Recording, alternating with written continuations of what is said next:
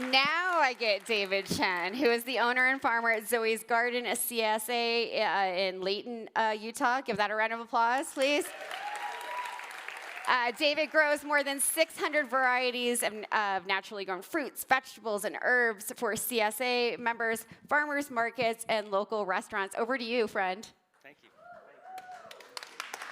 Good evening. Welcome to the event. The concept of sustainability, how to sustain myself. To me, the concept of sustainability has always been how to sustain myself. Hello, my name is David Chen, founder of Zoe's Garden. 1982, we came to the U.S. as an immigrant, landing here in Ogden, Utah. Not knowing any English, no friend, no resource except the family. Work at the restaurant, $20 a month. My mother worked as a nanny, $200 a month. So we came together as a family and talked and came to how can we sustain ourselves. And we did. 2 years later, our family moved to San Francisco. I left behind, not by my parent, it was my choice. I live with an American family, and again, I find myself, how can I sustain myself? Working in a restaurant, again, working at $2.75 an hour.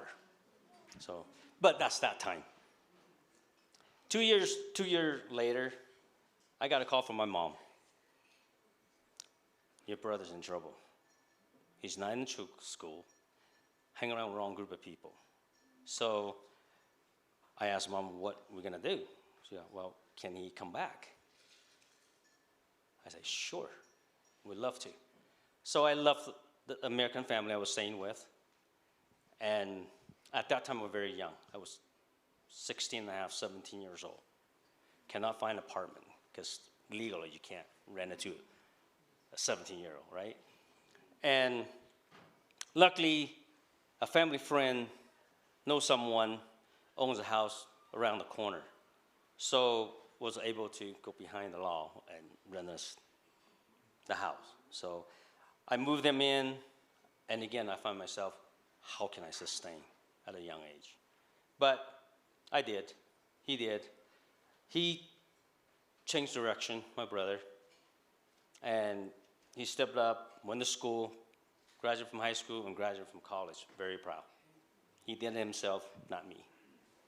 The old saying is that you can't help anyone until they help themselves. So, but anyway, as the year goes by, I work, and started my own business. I did not get a college education. I got my education from how to survive, how to sustain myself. So I started a landscape business and then started a nursery. During that time, we were growing a lot of poinsettias. And you know how to treat poinsettias, right? There's a lot of pests. So I was spraying harmful chemicals and make me sick all the time. The last time that happened, it darn near killed me. So at the same time, I tried to start a family. My wife told me, are we going to start a family? I said, yeah. But she goes, well, only if you stop killing yourself.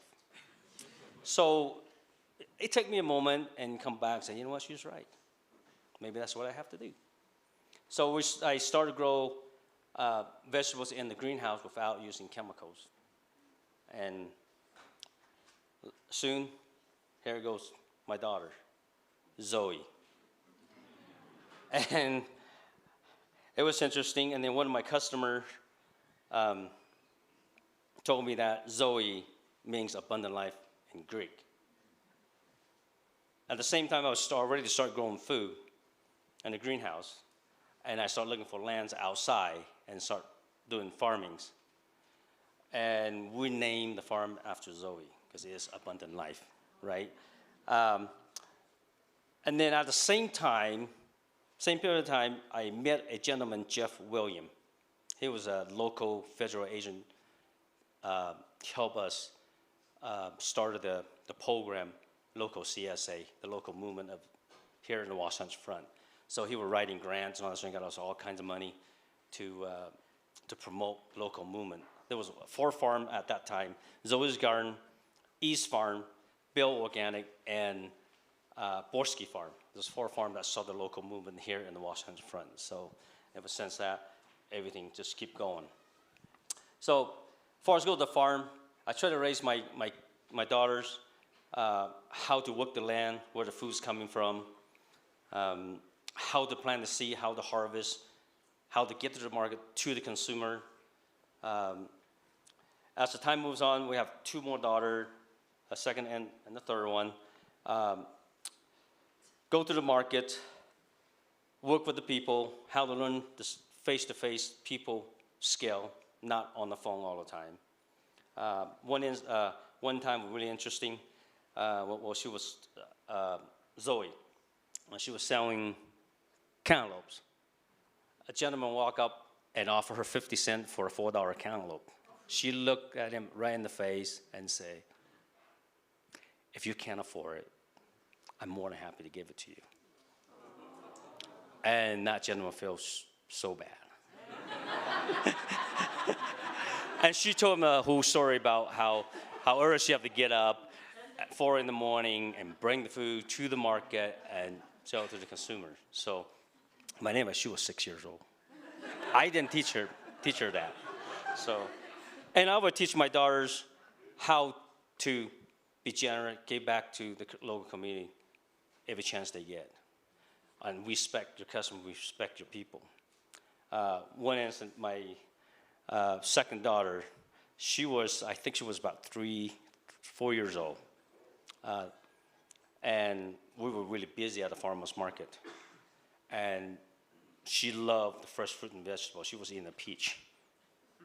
But was so busy, she would not let anyone stand there and wait for her service. And she put the peach in her mouth and tried to help the customer. I saw that. You know what? That's kind of disrespectful to the customer, but yet she didn't want to leave any customer behind or left behind. Yeah, so that was great. So anyway, proud of that. And then as time goes by, as I say, I teach our daughter how to give back to the local community. And both of them want to give back to the community. So they've been asking the customer about coming to the farm, have a farm day. This happened last October. And we invited all our customers to come to the farm and pick food and all that sort of thing. And they had a real good time. It was muddy, it was crazy. But the customer able to experience the farm life, how hard it is, and how to take the food to the market and sell it, and that sort of thing. One elder lady was using a walker with a puppy, and she was so trying to maneuver around the muddy farm, and she was able to pick a fresh flower and make a bouquet, and everyone's really, really, really happy. So, but to wrap this up, I want to bring us back to the pandemic. The food supply chain was cut off. The people who we depending on, the system, how by living day-to-day life, they were not available. No product when the store was closed. If you remember, restaurant was closed. So it was hard to get products. So this shows us all how we are not able to sustain ourselves. But most of the people don't know how or probably don't want to because of the convenience of the grocery store that we have. This has been the theme throughout my entire life. At Zoe's Garden, part of our concept is how to maximize our ability to sustain ourselves. We at Zoe's Garden try to share this idea to the local community in every way that we can. Thank you. Thank you so much.